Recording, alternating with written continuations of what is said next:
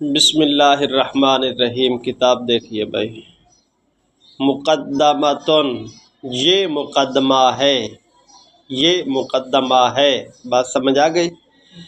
ہاذہ مقدمتن، ہاذہ محذوف ہے، ہاذہ مبتدا بن جائے گا اور مقدمتن اس کی کیا بنے گی جی؟ خبر بن جائے گی۔ بات سمجھ آ گئی؟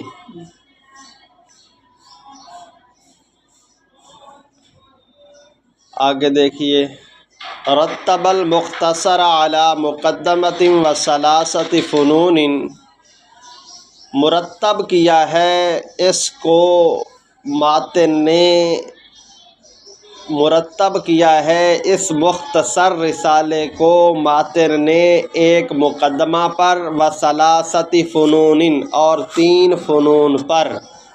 ماتن نے اس مختصر رسالے کو مرتب کیا ہے کس پر؟ ایک مقدمے پر اور 3 فنون پر۔ شاباش۔ لِأَنَّ الْمَذْكُورَ فِيهِ إِمَّا أَن يَكُونَ مِن قَبِيلِ الْمَقَاصِدِ، اس لیے کہ ترجمہ پہلے دیکھ لیجئے بھائی، اس لیے کہ مختصر میں، فیہ ہی ضمیر کا مرجع کیا ہے جی؟ پیچھے المختصر۔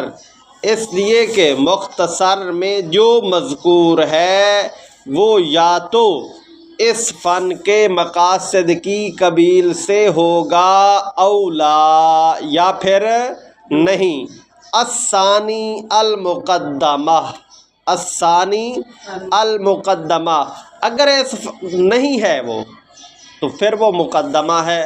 والاول ان کان الغرض منہ الاحتراز عن الخطأ فی تأدیہ المعنی المراد فہو الفن الاول، اگر اول ہے اس کی غرض معنی مرادی کو ادا کرنے میں خطا سے بچنا ہے تو یہ فن اول ہے۔ وَإِلَّا فَإِنْ كَانَ الْغَرْضُ مِنْهُ الْاحْتِرَازُ عَنِ التَّعْقِيدِ الْمَعْنَوِيِّ، اور اگر اس سے غرض تعقید معنوی سے بچنا ہے تو وہ فن ثانی ہے۔ وَإِلَّا فَهُوَ الْفَنُّ الثَّالِثُ، ورنہ وہ فن ثالث ہے۔ اب اس کو سمجھ لیجئے، شارح کہتے ہیں کہ تلخیص المفتاح جو کتاب ہے، اس کتاب کے اندر 4 چیزیں ہیں۔ تلخیص المفتاح کے اندر 4 چیزیں ہیں۔ نمبر 1 مقدمہ، نمبر 1 مقدمہ، نمبر 2 فن اول، نمبر 2 نمبر 3 فن ثانی، اور نمبر 4 فن ثالث۔ یہ 4 چیزیں اس کتاب کے اندر موجود ہیں۔ 1 مقدمہ اور 3 فنون، 1 مقدمہ اور 3 فنون اس کتاب کے اندر ہے۔ آگے اس نے وجہ حصر بیان کی ہے کہ اس کتاب میں یہ 4 چیزیں جو ہیں ان کی وجہ حصر کیا ہے، ان کی وجہ حصر کیا ہے؟ وجہ حصر یہ ہے کہ اس کتاب میں جو امور مذکور ہے، توجہ میری طرف بھائی، کتاب میں نہیں دیکھنا، میری طرف اب دیکھنا ہے۔ اس کتاب میں جو امور مذکور ہے وہ 2 حال سے خالی نہیں۔ اس کتاب میں جو امور مذکور ہے وہ 2 حال، اونچی آواز نال، اس کتاب میں جو امور مذکور ہے وہ 2 حال سے خالی نہیں۔ نمبر 1، یا تو وہ امور فن بلاغت کے مقاصد میں سے ہوں گے، فن بلاغت کے مقاصد میں سے ہوں گے، یا پھر فن بلاغت کے مقاصد میں سے نہیں ہوں گے۔ اگر وہ امور فن بلاغت کے مقاصد میں سے نہیں ہیں تو پھر وہ مقدمہ ہے، پھر وہ مقدمہ ہے۔ اتنی بات سمجھ آ گئی؟ اور اگر وہ امور فن بلاغت کے مقاصد میں سے ہیں، اگر وہ امور فن بلاغت کے مقاصد میں سے ہیں تو پھر وہ 3 حال سے خالی نہیں، پھر وہ 3 حال سے خالی نہیں۔ اس کی 3 صورتیں ہیں، یا تو اس کی غرض، یا تو اس کی غرض معنی مرادی کو ادا کرنے میں خطا سے بچنا ہوگا، یا پھر تاکید معنوی سے بچنا ہوگا، یا پھر یہ دونوں چیزیں مقصود نہیں ہوں گی، یا پھر یہ دونوں چیزیں مقصود نہیں ہوں گی۔ اگر وہ امور فن بلاغت کے مقاصد میں سے ہیں اور مقصود بھی ذات ہے تو پھر وہ تین حال سے خالی نہیں، یا تو اس کی غرض معنی مرادی کو ادا کرنے میں خطا سے بچنا ہوگا، یا پھر تاکید معنوی سے بچنا ہوگا، یا پھر یہ دونوں چیزیں مقصود نہیں ہوں گی بلکہ تحسین اور تزیین کلام مقصود ہوگی۔ کیا ہوگا؟ تحسین کلام اور تزیین کلام مقصود ہوگی۔ اگر پہلا ہے یعنی کہ معنی مرادی کو ادا کرنے میں خطا سے بچنا مقصود ہے تو یہ فن اول ہے، یہ کیا ہے؟ فن اول ہے۔ اور اگر دوسرا ہے یعنی کہ تاکید معنوی سے بچنا مقصود ہے تو پھر یہ فن ثانی ہے۔ اور اگر تیسرا ہے یعنی کہ کیا ہے؟ یعنی کہ تحسین اور تزیین مقصود ہے تو پھر یہ فن ثالث ہے۔ یہ وجہ حصر ہے چاروں کی۔ اس کو دوبارہ سن لیجیے کہ اس کتاب کے اندر جو امور مذکور ہیں وہ دو حال سے خالی نہیں۔ وہ امور یا تو فن بلاغت میں مقصود بھی ذات ہوں گے یا پھر مقصود بھی ذات نہیں ہوں گے۔ اگر مقصود بھی ذات نہیں ہے تو وہ مقدمہ ہے، کیونکہ مقدمہ مقصود بالطبع ہوتا ہے، ذات نہیں ہوتا۔ اور اگر وہ امور فن بلاغت کے مقصود بھی ذات میں سے ہیں تو پھر وہ تین حال سے خالی نہیں، یا تو اس کی غرض معنی مرادی کو ادا کرنے میں خطا سے بچنا ہوگا، یا پھر تاکید معنوی سے بچنا ہوگا، یا پھر یہ دونوں مقصود نہیں ہوں گی بلکہ تزیین اور تحسین کلام مقصود ہوگی۔ اگر معنی مرادی کو ادا کرنے میں خطا سے بچنا مقصود ہے تو یہ فن اول ہے، اور اگر تاکید معنوی سے بچنا مقصود ہے تو پھر یہ فن ثانی ہے، اور اگر تحسین کلام مقصود ہے تو یہ فن ثالث ہے۔ اتنی بات سمجھ آ گئی بھائی؟ اب اس کا ترجمہ پھر دیکھ لیجیے، اب مزید سمجھ آ جائے گی۔ رتب المختصر علی مقدمۃ، اس رسالے کو اس نے یا اس کتاب کو اس نے مرتب کیا ہے ایک مقدمے پر اور تین فنون پر، لأن المذکور فیہ، اس لیے کہ مختصر میں جو مذکور ہے، اما ان یکون من قبیل المقاصد فی ھذا الفن او لا، وہ یا تو اس فن کے مقاصد کی قبیل سے ہوگا یا پھر نہیں۔ الثانی المقدمہ، اگر دوسرا ہے تو یہ مقدمہ ہے۔ والاول ان کان الغرض منہ الاحتراز عن الخطأ فی تأدیہ المعنی المراد فہو الفن الاول، اگر اس کی غرض اگر اس کی غرض معنی مرادی کو ادا کرنے میں خطا سے بچنا ہے تو پھر یہ فن اول ہے، اور اگر اس کی غرض تاکید معنوی سے بچنا ہے تو پھر یہ فن ثانی ہے۔ وَإِلَّا فَهُوَ الْفَنُّ الثَّالِثُ، ورنہ وہ فن ثالث ہے۔ اتنی گل پلے پہ گئی بھائی؟ جی آگے دیکھیے، وَجَعْلُ الْخَاتِمَةِ خَارِجَةً عَنِ الْفَنِّ الثَّالِثِ وَهْمٌ كَمَا نُبَيِّنُ إِنشَاءَ اللَّهُ تَعَالَى۔ یہاں سے علامہ تفتازانی رحمۃ اللہ علیہ نے ایک سوال کا جواب دیا ہے، ایک سوال کا جواب دیا ہے۔ سوال کیا ہے؟ سوال یہ ہے کہ اس رسالے کو ایک مقدمے اور تین فنون کے اندر منحصر کیا گیا ہے۔ ابھی ہم نے یہی پڑھا ہے نا کہ یہ رسالہ ایک مقدمے اور تین فنون میں منحصر ہے۔ اب علامہ تفتازانی رحمۃ اللہ علیہ ایک سوال کا جواب دے رہے ہیں۔ کسی کو سوال آ گیا کہ اس رسالے کو ایک مقدمے اور تین فنون میں منحصر کرنا درست نہیں ہے۔ کیوں؟ کیونکہ اس کتاب کے آخر میں خاتمہ بھی موجود ہے۔ اس کتاب کے آخر میں خاتمہ بھی موجود ہے۔ جب خاتمہ موجود ہے تو وجہ حصر کو ذکر کرتے ہوئے خاتمے کا بھی ذکر کرنا چاہیے تھا۔ وجہ حصر کو ذکر کرتے ہوئے خاتمے کو بھی ذکر کرنا چاہیے تھا۔ خاتمے کا ذکر نہ کرنا، خاتمے کا ذکر نہ کرنا اس بات کی دلیل ہے کہ آپ نے جو وجہ حصر کے اندر 4 چیزیں ذکر کی ہیں یہ درست نہیں ہے۔ جواب دیا ہے علامہ دفتازانی رحمۃ اللہ علیہ نے کہ جعل الخاتمۃ خارجۃ عن الفن الثالث وہم، خاتمے کو فن ثالث سے خارج قرار دینا ایک وہم ہے۔ مطلب یہ ہے کہ بھائی میری طرف دیکھو، یہ جو خاتمہ کتاب کے آخر میں آ رہا ہے نا وہ فن ثالث کا حصہ ہے۔ خاتمہ کس کا حصہ ہے؟ فن ثالث کا حصہ ہے، کتاب کا مستقل حصہ نہیں ہے۔ جب وہ فن ثالث کا حصہ ہے، ہم نے فن ثالث کو ذکر کر دیا تو خاتمہ خود بخود فن ثالث کے اندر آ گیا۔ خاتمہ خود بخود فن ثالث کے اندر آ گیا ہے۔ اتنی بات سمجھ آ گئی؟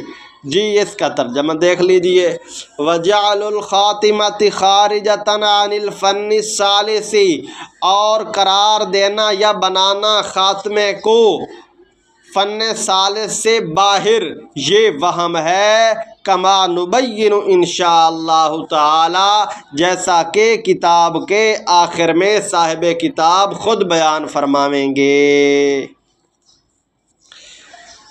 ولما انجر کلامہ فی آخر هذه المقدمۃ الی انحصار المقصود فی الفنون الثلاثہ، یہاں سے بھی ایک سوال مقدر کا جواب دے رہے ہیں۔ سوال یہ ہے بھائی کہ یہ شروع میں دیکھیے مصنف نے کہا ہے مقدمۃن، یہ نکرہ ہے، یہ کیا ہے؟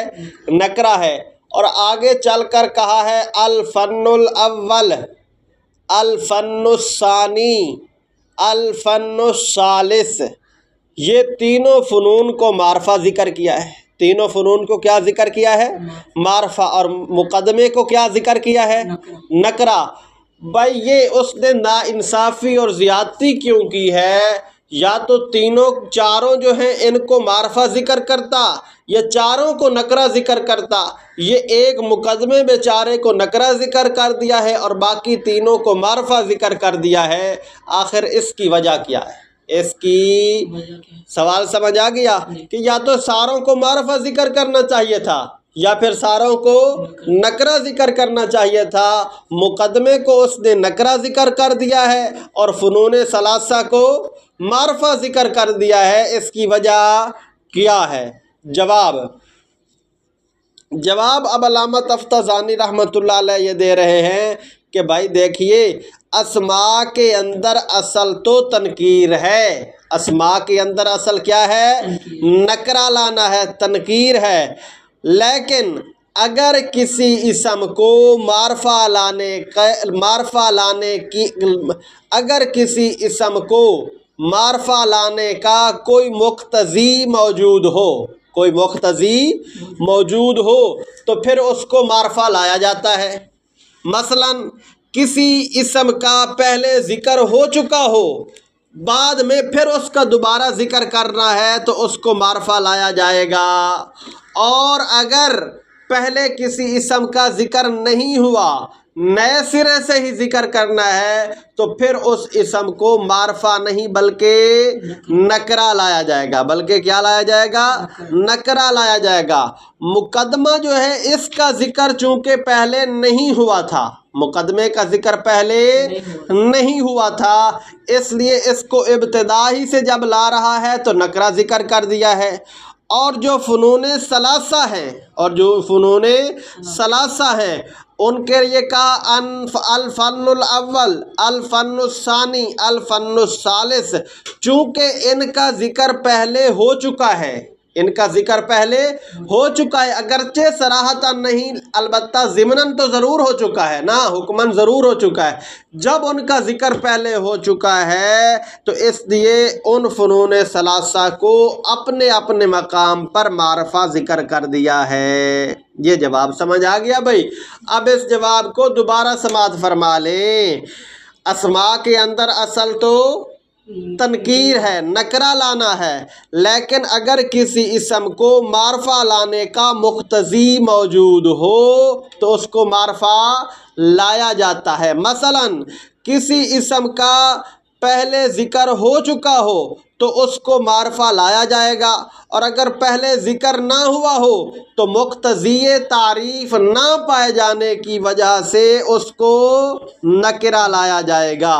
لہٰذا مقدمہ کا ذکر پہلے نہیں ہو چکا تھا، شروع سے ذکر کر رہا ہے، تو اب اس کو نکرہ ہی لایا جائے گا۔ اور فنون ثلاثہ کا ذکر پہلے چونکہ ہو چکا ہے، اگرچہ صراحتاً نہیں لیکن ضمناً تو ہو ہی چکا ہے نا، اس وجہ سے اس کو اپنے اپنے مقام پر تینوں فنون کو معرفہ لایا ہے۔ اتنی بات سمجھ آ گئی؟ اس کا بھی ترجمہ دیکھ لیجئے۔ وَلَمَّا انجر كلامه في آخر هذه المقدمة إلى انحصار المقصود في الفنون الثلاثة، جب مصنف کا کلام اس کے مقدمے کے آخر میں مقصود کو فنون ثلاثہ میں منحصر کرنے کی طرف چل چکا ہے، انجرا چل چکا ہے، جاری ہو چکا ہے۔ بات سمجھ آ گئی؟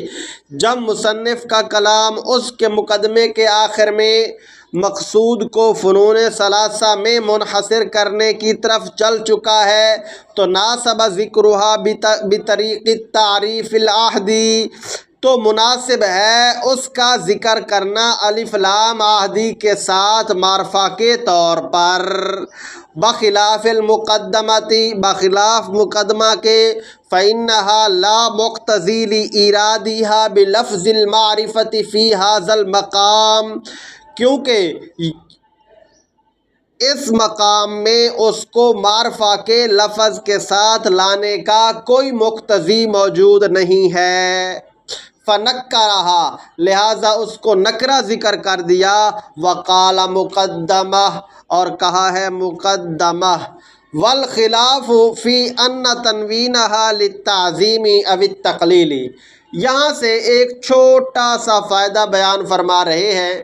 وہ فائدہ یہ ہے کہ مقدمتن، یہ مقدمہ کے آخر میں جو ہم تنوین پڑھ رہے ہیں تن، یہ تنوین کون سی ہے؟ یہ تنوین کون سی ہے؟ اس تنوین کے اندر اختلاف ہے۔ بعض حضرات فرماتے ہیں کہ یہ تنوین تعظیم کی ہے، یہ تنوین تعظیم کی ہے، جبکہ بعض حضرات فرماتے ہیں کہ یہ تنوین تعظیم کی نہیں بلکہ تقلیل کی ہے، بلکہ کس کی ہے؟ تقلیل کی ہے۔ تعظیم کی کیوں ہے اور تقلیل کی کیوں ہے؟ اس کی وجہ یہ ہے کہ وہ حضرات جن کی نظر اس بات کی طرف گئی ہے کہ مقدمہ کتاب کے شروع میں بالکل چھوٹا سا ہے، بالکل مختصر سا ہے، چھوٹا سا ہے، تو انہوں نے کہہ دیا کہ مقدمتن کے آخر میں تنوین تقلیل کی ہے۔ اور وہ حضرات جن کی نظر اس بات کی طرف گئی کہ مقدمہ کتاب کے شروع میں اگرچہ چھوٹا سا تو ہے لیکن کثیر النفع ہے، اس کا فائدہ بہت زیادہ ہوگا، تو انہوں نے کہہ دیا کہ مقدمہ کے آخر میں جو تنوین آ رہی ہے یہ تنوین تعظیم کی ہے۔